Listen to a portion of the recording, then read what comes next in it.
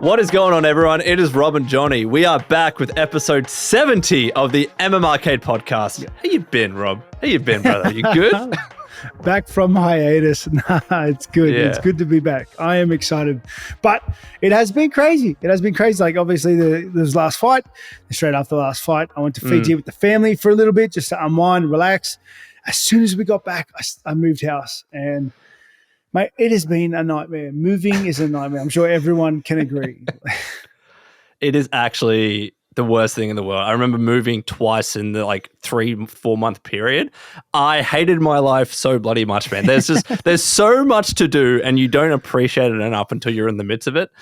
So I couldn't imagine what you've been going through over the past few weeks, bro. Well, dude, and I vastly underestimated the amount of work involved because I've moved before and it was rough, but it wasn't the end of the world. But I think every time I've moved, I've collectively just gathered more crap. And I've had more kids, and they've got more crap. And then the last house, we were there for a long leg of, I don't know, eight years or so. Yeah. So we have just a monstrous amount of stuff. And we're moving into a place which is smaller.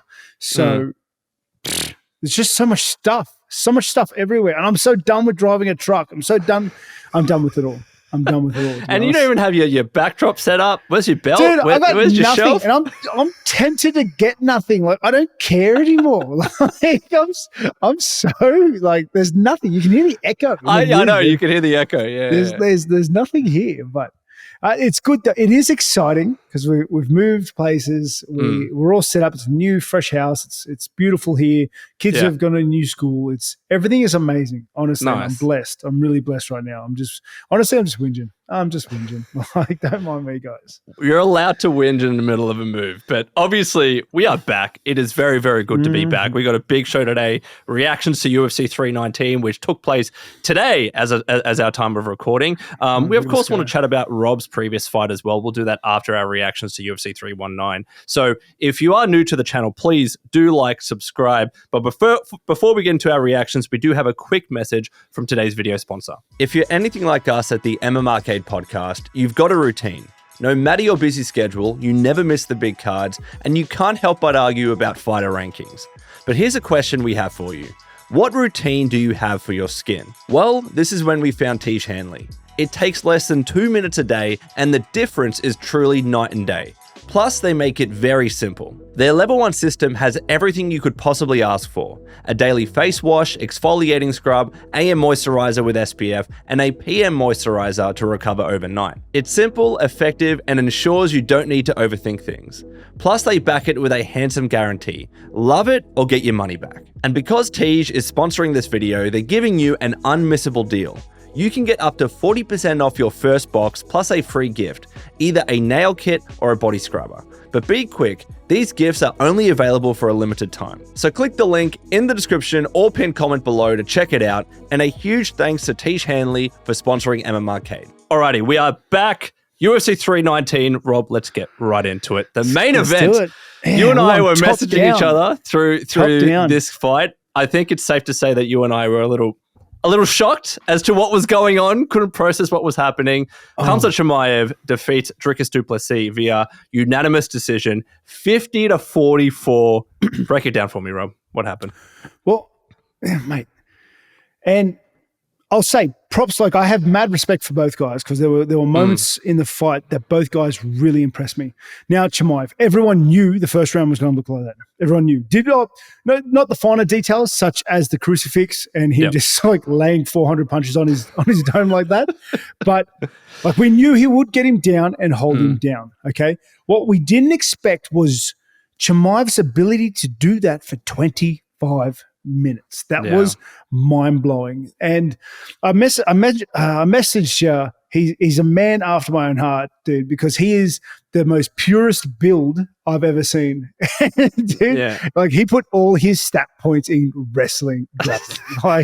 It is so good to see. And I reckon it's the same reason why I like Merab so much, because he's so singular focused. He knows what he's good at. He knows what works for him, and he triples downs on it. Okay.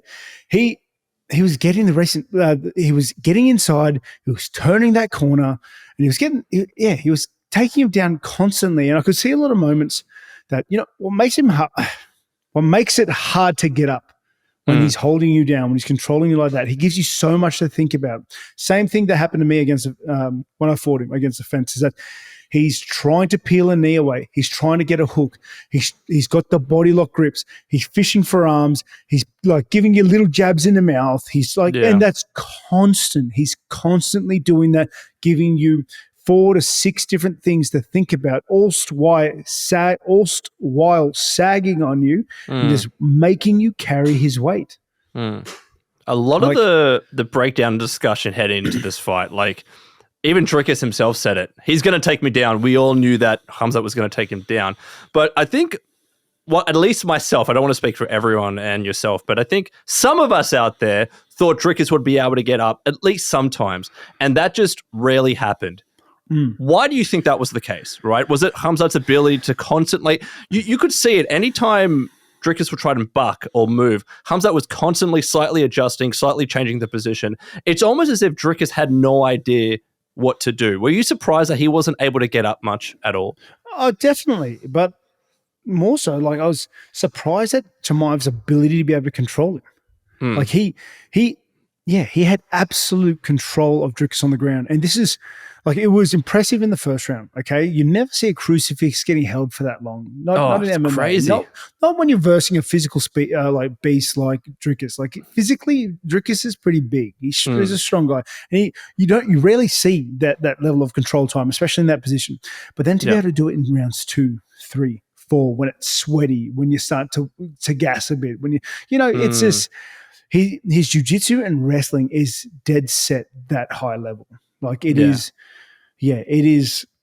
unbelievable, I think. And just to have the cardio to back it. He shoots so low. He turns the corner so well. He chains his takedowns one after the other. Like I almost guarantee you, throughout his camps, almost every camp, he's only done wrestling. Like only.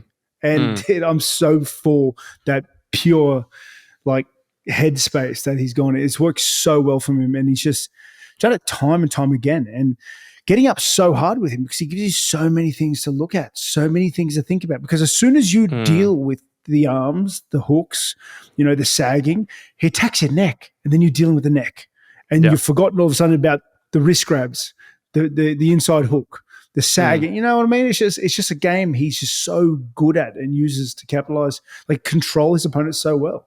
I want to get your reaction. So I went on to UFC stats. I hope that these are accurate. Khamzat had over 21, almost 22 minutes of control time. Now, there were lots of strikes, 567 attempted strikes. He landed 529 of them. However, 37 around that, I saw some lower numbers, but around 37 of them were considered significant. What do you think about those numbers? Just before we get into people's reactions to the fight and those many people calling the taps or light punches or whatever, was there much damage done? What is your reaction to those immediate stats for the fight? Mate, it's a crucifix. That crucifix position, man. He just loaded up on shots. Now, they were tiny shots, okay? I still don't want to sit there for that amount of time taking them. Yeah. Even though everyone's be like, oh, yeah, but they had no power in them. Yeah, but he took 500 of them. Okay? You know what I mean? It's like... It's a crazy number, bro. Yeah. Dude, they start to add up. And because the knuckles on the skull, dude, it sucks. Okay? They're just annoying. And it's just one of those things that it frustrates you. You're behind, you're getting hit. You can't just sit there. And then Dricus was pushing his head up to try and glue it to Chimaev's chest to stop getting hit and not give enough space for an elbow. You got to don't forget that that's like a perpetual crunch for 3-4 minutes of a round. It's, I don't know. A big surprising factor was, okay, round 1 concluded the way it did. Round 2, within the first 30 seconds, gets him down to the mat again. Yeah. Again. Controls him almost effortlessly again. And then we see round 3. Okay, Dricus is starting to get tired too now. And Chimaev's looking pretty good still. Does it again. 30 seconds. It's just, mate, just rinse and repeat. Now, 2 things. Firstly, I want to say props to Dricus. Guy was fighting for it. Yeah, he got put in bad positions. Yeah, he couldn't get up. Okay, hats off to Chimaev for that. Never gave up on himself. You could hear it in the corner. You could hear it. You see it in that 5th round when the ref, this is the second thing I want to talk about, terrible stand-up, okay? Like, he just wanted to give Dricus a chance to throw bombs. Man, you can't do – he's controlled, at this point, 22 minutes of ground time in the match, and you stand him up when he's at his most tired to give – you can't do that, man. But not once. Not twice. Just once. Dude, twice. Yeah. And he even broke him up when he was on the wall. Chimaev's best position. That was terrible in my opinion. Like, I don't know. There's been a pretty big discussion online, right? And I want to make like my position as well very clear. I do, like, this was clear domination from Khamzat, very similarly like you, Rob, to fights with Merab. I found it fascinating. It was like to see someone like Dricus that has had quite significant wins against some of the best middleweights to ever do it, right? To see him get ragdolled like that for 5 rounds. So utterly. It's just, it was like, I was like I was having an out of body experience. Do you know what I mean? Okay. I was like, what? Like, what is actually going? Like, I've just seen this guy pummel Sean Strickland. I just seen this guy defeat Israel, and I'm like, I didn't know what I was watching. So that's my position, to be very, very clear. But we do need to talk about the reaction that a lot of people are having online, saying that this was boring. I pirated this and I want my money back. Like, there's been a lot of debate. Like, that was a pretty funny comment, I'm not gonna lie. But that's a good one. are you like, what's your like reaction to people saying that this was a boring fight? Anyone that says it's a boring fight is a casual. Okay, no offense. Like, you got to take a little offense. I'm sorry. I'm sorry, but you're casual. And if you're fans of the cast, then I'm sorry as well. Please don't unsubscribe. But man, if you're a fan of the sport, okay, and you're not absolutely fascinated by the ability, like by Chimaev's ability to control someone who's as dogged and fights out of things like Dricus, who's done it time and time again, who's physically never gasses anymore, like super strong, has cardio for days, is prepared for him, has a great headspace. If you're not fascinated by like such a one-sided domination, man, then you're like, you have to be a casual, because you never see this, never. This like this level at championship fights, this level of control. Man, we just saw someone get crucifixed for like 15 minutes. Like, how can you be a fan of the sport and not think, wow, that's crazy? Like, and not the champion that's had a few wins doing this to the challenger. This was the challenger doing this to a relatively dominant champion. And even like we've seen this with Merab against Umar Nurmagomedov. From memory, Umar wins the first 2 rounds and then he does really well with the wrestling. This was 5 rounds from the. I think Khamzat took Dricus down in the first 3 seconds. No downs. This was the tone of the entire fight. And yes, in the last round, Dricus at least managed to get some shots. I think that's when they were stopped. That was because his best mate gave him a hand. Like, You're right. But the thing is, it's like, I don't understand why you would stand him up if he's done it for 22 minutes of the entire fight. It's not like, you know what I mean? Yeah. I don't know. It's not like one dude was just taking him down to wait. No, he's been doing this from the first 20 seconds of the fight, dude. You know what I mean? That blows my mind. Like, he just gave Dricus a shot twice, a chance. And Dricus looked dangerous in those moments too. Dude, like, Dricus had the only, this is a crazy stat, by the way, Dricus had the only official recorded sub attempt for that fight. Did you know that?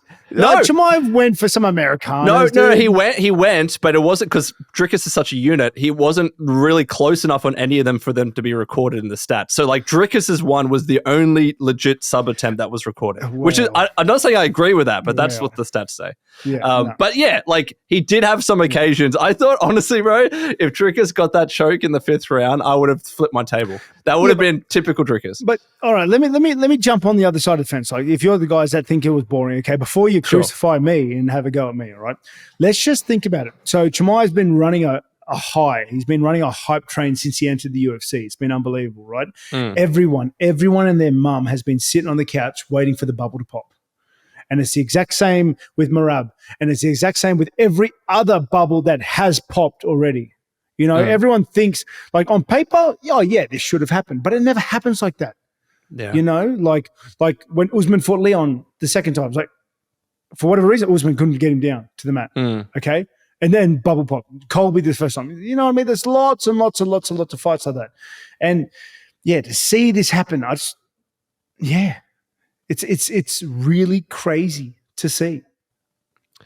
I got to ask the question: who beats Khamzat in middleweight right now? With everything happening, with all the movement, with you got this upcoming Imavov versus Bahayo fight as well, which seemingly could be a number one contenders fight. Who has the best chance of it all? You know what? And I know they were already trying to sell it out. De Ridder.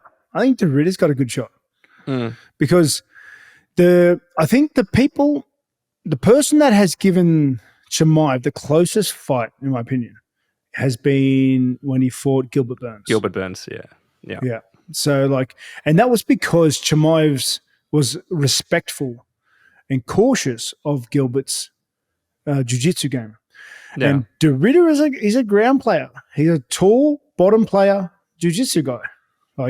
And then if he does respect his ground, like he did in the Burns fight, and it becomes like a bit of a slugfest, I think De Ridder's really unconventional. Like he's got some annoying attacks and shots that might give Chimaev some grief. But I don't know. Obviously, nothing's set in stone. But Chimaev was unbelievable. Like congratulations, Chimaev and Dricus. Sure. That was a good fight, dude. Yeah. What about Dricus? You know, he was obviously middleweight champion, defended his title a couple of times. Now no longer the champ. He's obviously not going to go away. He's going to lick his wounds. He's going to be back. What would you like to see from him next? Maybe the winner of Borrelio and Imavov. I think I get this feeling that the winner of that fight, because it's so soon in the Paris card, is probably going to fight Khamzat next. So, in my opinion, you could have the guy that just won the last weekend, Fluffy. You could have Hernandez fight him. Yep. You could have... Dude, you could have Reinier fight Dricus. They've trained together, I think, or they might be friends. I don't know who the hell's friends in this game anymore. But you could have that as well. It'd be the goofy Olympics. But that could be a good one as well. I don't know. The middleweight division is very, very interesting at the moment. But do you have any closing thoughts on this fight and just Khamzat or Dricus in general? I think it was awesome. Props to both fighters. It was a great fight. Outstanding performance by Chimaev. Like to be able to do that to someone like Dricus for 25 minutes, unbelievable. But Dricus didn't take a lot of damage that fight. He's going to lick his wounds. He'll get over it. Like, he's a tough dude. His headspace is like one of the strongest in the game. Yeah, 100%. Well, let us know your thoughts in the comments below. I know this is going to be very divisive, Rob. It's going to be a heated comment section, so we need to prepare for that. But in the co-main, Lerone Murphy KOs Aaron Pico. There were two spinning back elbow knockouts in the main card, one after the other. This was the second one that took place chronologically anyways. What do you think of this one, bro? Mate, Pico was doing everything I thought he would, like trying to box wrestle, push him up against the fence, just control him that way, slow Murphy down. Yep. And I thought that would play out. And I thought, and I mentioned over 5 rounds, I think Murphy would have got the win via decision because of that. But Murphy showed that he's got X factor. He's got a mind that's firing away in the fight. And if you're not switched on at every point, and he's setting traps and he's looking at different openings, and mate, saw his shot, took it 3 weeks as well, mate, unreal. And this is exactly the win that he needed, because as dominant as Lerone has been, undefeated and everything, his one biggest knock that people had against him was that, he's boring, he's a decision fighter, da-da-da-da-da. But then he does this, and now he is arguably frog jumped Movsar Voyev to be the next one in line for Volk, right? Volk tweeted out saying, see you in December at Lerone Murphy. Volk will fight anyone. Like, he even called out Movsar. Just, it's clear the UFC doesn't want him to have that fight, especially now. Movsar pulls out, Lerone comes in, he wins, he knocks out Aaron Pico. It could very much be Lerone Murphy versus Volkanovski. What do you reckon of that? Yeah. Yeah, man, I'm all for that fight. I like that fight for Volk. I think Murphy's really dangerous right now, but I mean, Volk's great at dealing with that, right? Hell yeah. Well, let's see what happens. But like, I genuinely want to know in the comments, like, who do you think has the bigger stake to this number one contenders fight? Because Rob, like, I've listed the last 4 of their wins, and I want to get your breakdown of this. So Movsar has defeated Sterling, Allen, Lopez, and Ige, and then Murphy's defeated Pico, Emmett, Ige, and Barboza. Just based on that, take everything else out of the picture. What do you think is the better lineup, and which fighter should be propelled into the title opportunity? Forget about pulling out late and exciting but how factor. can you though? Because that's such a fundamental part of the decision making. Like that's how hype trains work and everything. And that's how Sarukian lost his shot and kind of fell from grace, right? And Sarukian was bad though. He had the title shot. Was Sarukian in Chimaev's corner? He was. He was training with him. He was in this corner. Yeah, dude, that's cool. Yeah, that's cool. From the Caucasus region, so it made sense why he was there. It was pretty cool to see. But no, you're right. Like, look, if you just look at it on paper, Movsar has, in my opinion at least, has defeated the slightly higher quality, more difficult fighters, especially Sterling, especially Allen. Lopez like had a title shot as well. And they've both defeated Ige. But just based on this, I agree of people saying that Murphy's probably pipped him. It just makes me think what Movsar is going to have to do now. Like, maybe it's Movsar versus Yair. Like that could be an interesting fight, but let's see what happens with that. Obviously, the other spinning back elbow knockout that we had was Carlos Prates defeating Geoff Neal. Quick thoughts on this one, Rob?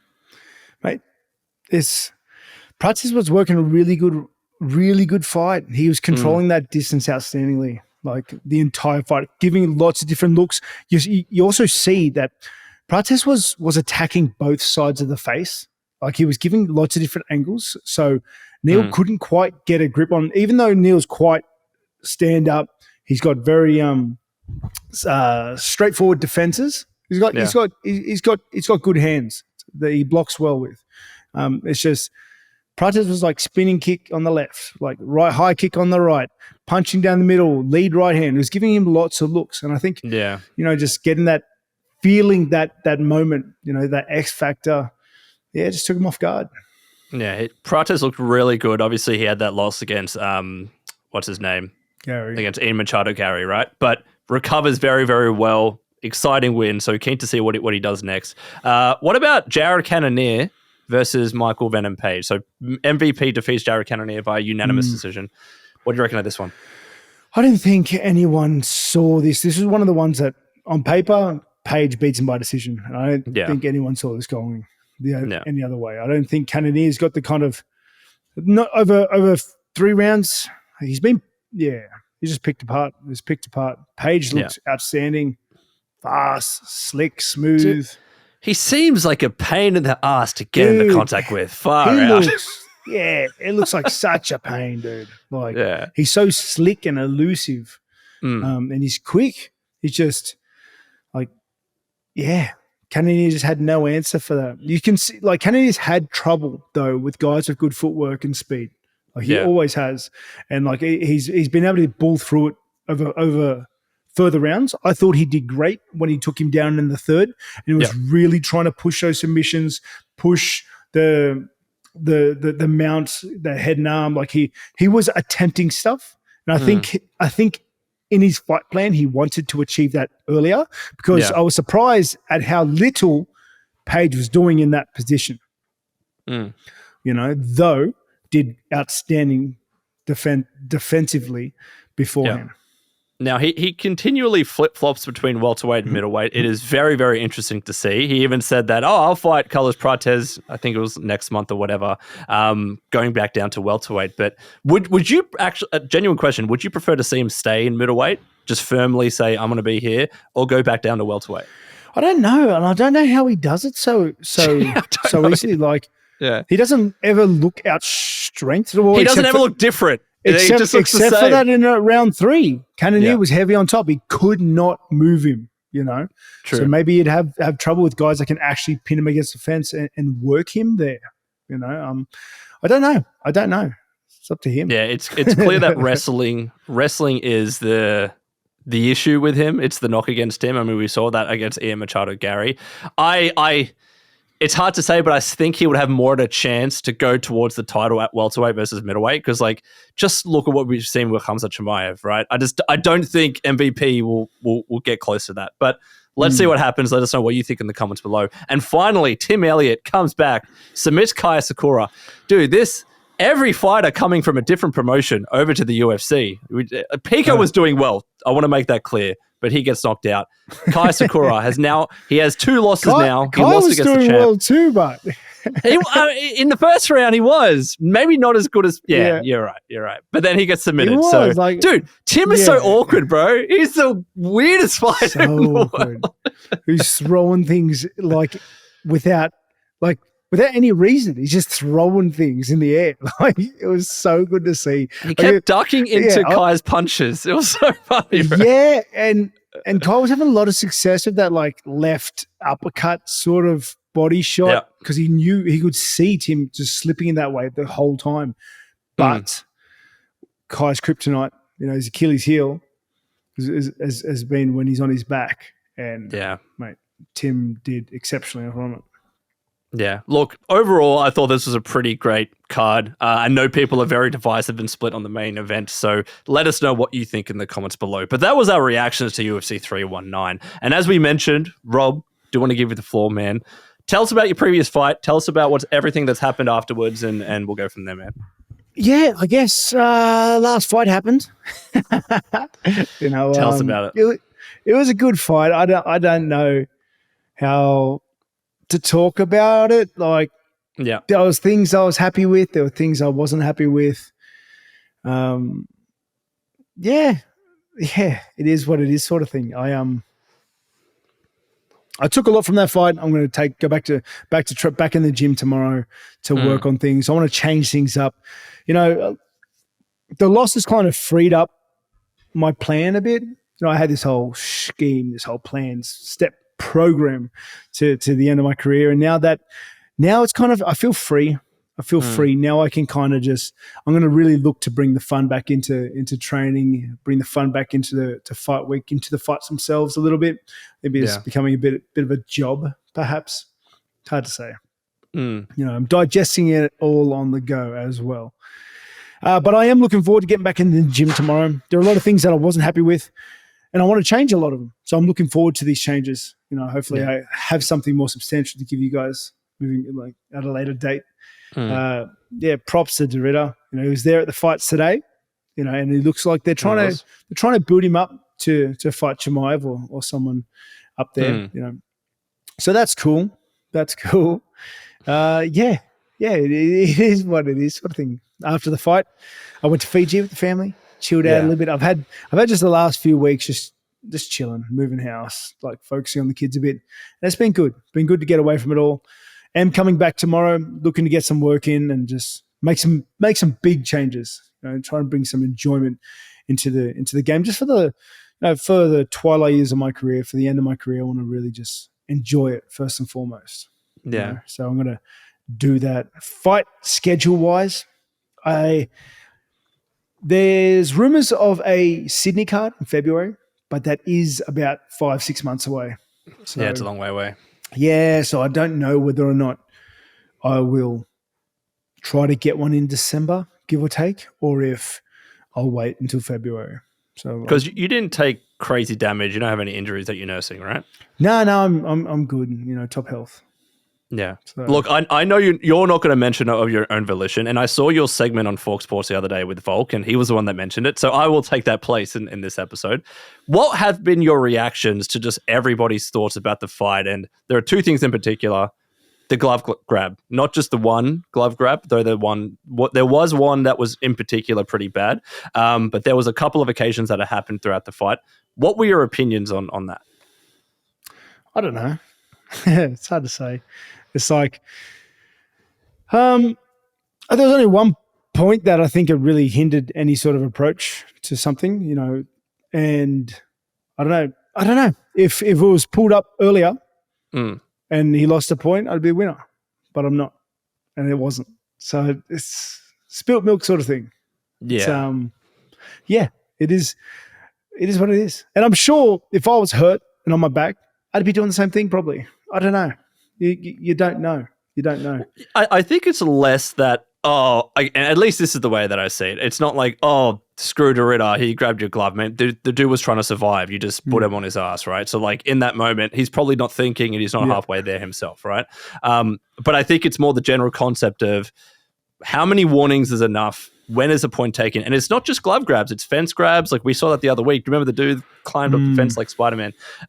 This is a continuous talking point in the game. So there was that I wanted to get your thoughts on. But also, what were your reactions to people thinking that you won the fight? As it was a close fight. You know, it was a close fight.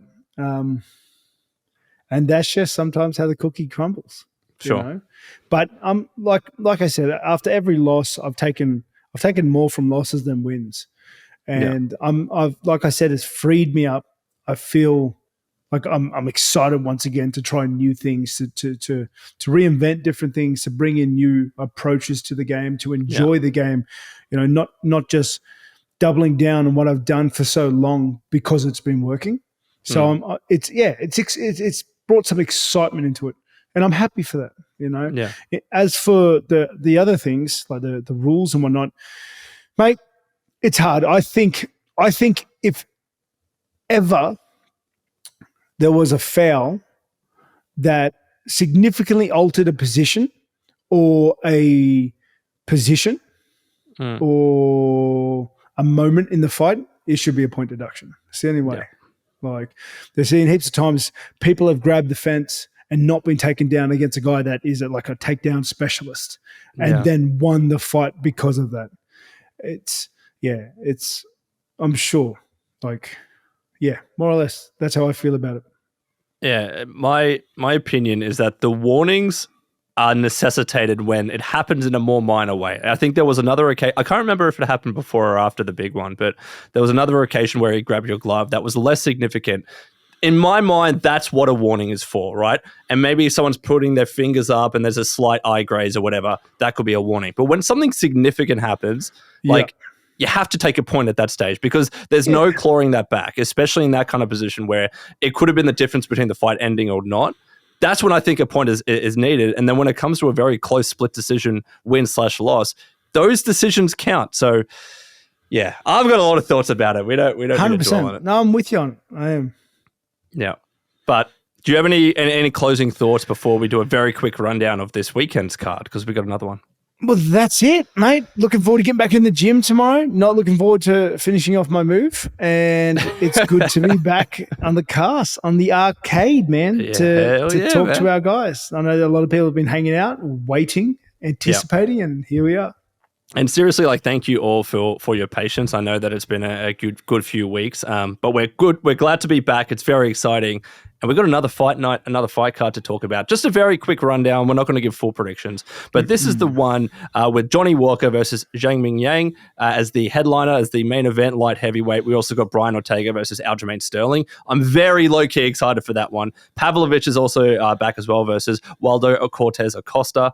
Rob, do you have any thoughts around these fights? I don't know why you're so excited for. No, I know why. You just love Aljamain Sterling. I like Aljo. I do like him. Well, you got to like this fight because mate, Ortega hasn't. I think Sterling's going to be too much. Yeah, I really, really do. They're my opinions. I think he's gonna be just way too much for him. And in terms of Walker, man, UFC must love seeing Jonny Walker just get flatlined. I reckon someone on the staff or one of his mates is just like, it would be a mad fight. Because, man, he gets set up with some dudes with shotguns. Dude, he does, man. And I think it's someone in the production truck because he just, unfortunately, and I don't mean this because he's getting knocked out, but he does have funny on-camera reactions and it makes for a good reel. And Zhang Mingyang clearly is one of the big contenders that they're trying to push in this division. So yeah, he's a knockout artist. It's going to be rough, man. It's going to be rough. But let us know what you think about this weekend's card in the comments below.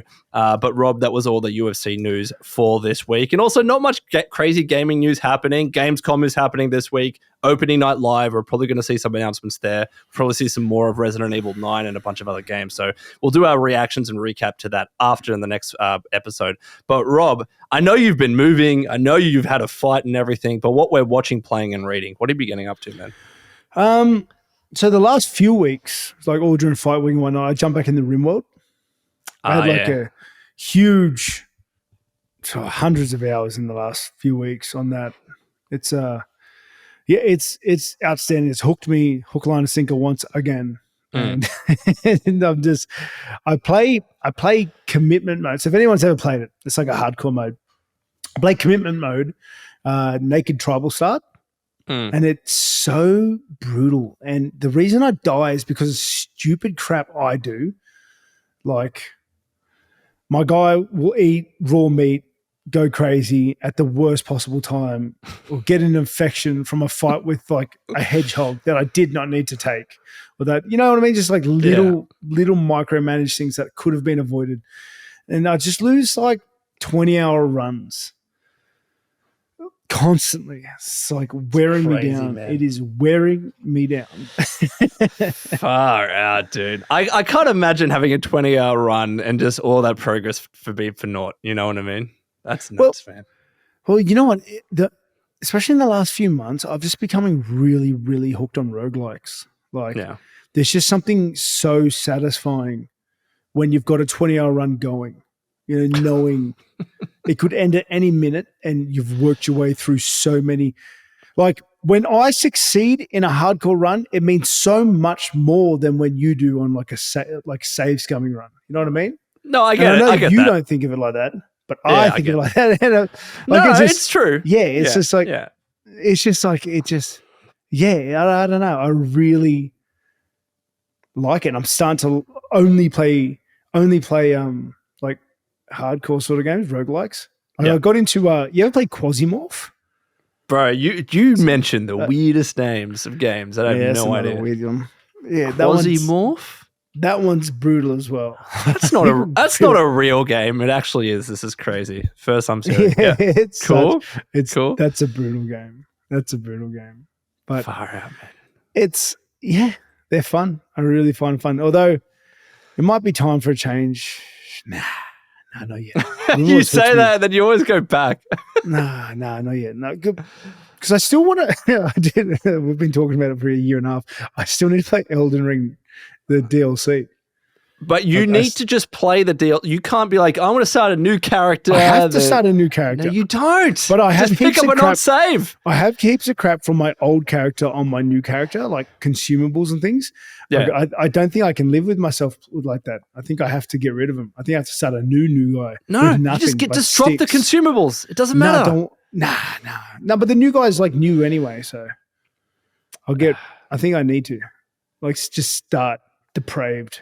But you also do know though, right? Like, you can't just walk into the DLC and smash everyone. You've got to pick up the tiers or whatever they're called, and to be able to scale and power up properly. So, like, I will say you don't have to.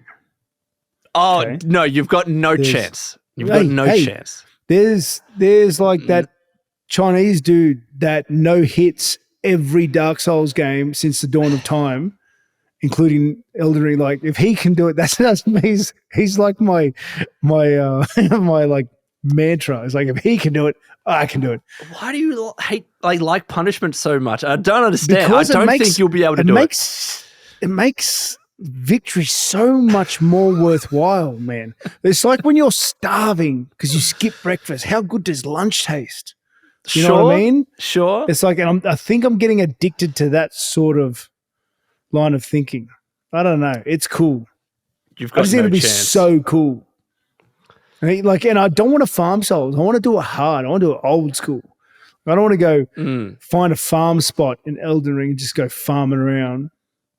You at least have to pick up the statutory fragments. It's a necessity. I know others have probably done it in crazy no-hit runs, but I just don't see how you're going to beat some of the bosses. There are so many OP builds, bro. That if it doesn't matter. No, it doesn't matter. OP, I reckon I could get away with not doing the scatter tree things. All right. Let's say you tell me how you go whenever you eventually get back into it. Well, that's the thing. When will I do it? After freaking Ozomorph or whatever the game you're talking about. Nah, I'm off that one. That one broke me. Like, actually, I had to put it down. Dude, I was doing so well, and then I just got like headshot from 2 screens away. It's just ridiculous. It's pretty funny. Yeah. So many cool games. What about you? What have you been doing? So look, I'm still in AAA realm. I am playing Mafia The Old Country. So 2K sent me a code. Really appreciative of that. I don't know. Have you played the Mafia games before, by the way? Like back on the PS1. Yeah, because I never played the original Mafia games, and I thought this was a good way for me to get into it because it's kind of like a prequel, more or less. That was like one of the first games you could actually jump in your car and hop out of it, eh? I think you're right. And they still have driving mechanics in this, and it's so essentially it's like during the 1900s. It's set in Sicily in Italy, and it's around the origins of the Sicilian mafia. So you start as this dude working as a miner, you get picked up by the Don Torrisi, and then it's like it's such a. I actually really enjoy the story. It's like I'm watching like a Netflix film sometimes. I love the characters. I think the dialogue is great. The delivery is great. Nothing is awkward. Like sometimes in games when they have like the put on fake accents to sound Italian or to sound whatever, it actually sounds genuine to me. And they even have a mode where you can listen to it either in Italian or actually like old school Sicilian, which is really cool. And just seeing the main character go from this kind of, let's say like he's a miner, he's working, mining rocks and whatever, and he's brought into the mafia, and there's this internal conflict that happens and some romance a bit as well. There's like, I like the shootout combat segments. There's some sneak elements as well. You can ride on horses, you can drive in a car, you can upgrade your car and get different cars as well. So I'm enjoying it, man. I'm actually really enjoying it. And I think it's a pretty good segue for anyone that hasn't played the previous Mafia games to actually get, hooked into the franchise. So I think I might actually go play the other ones now.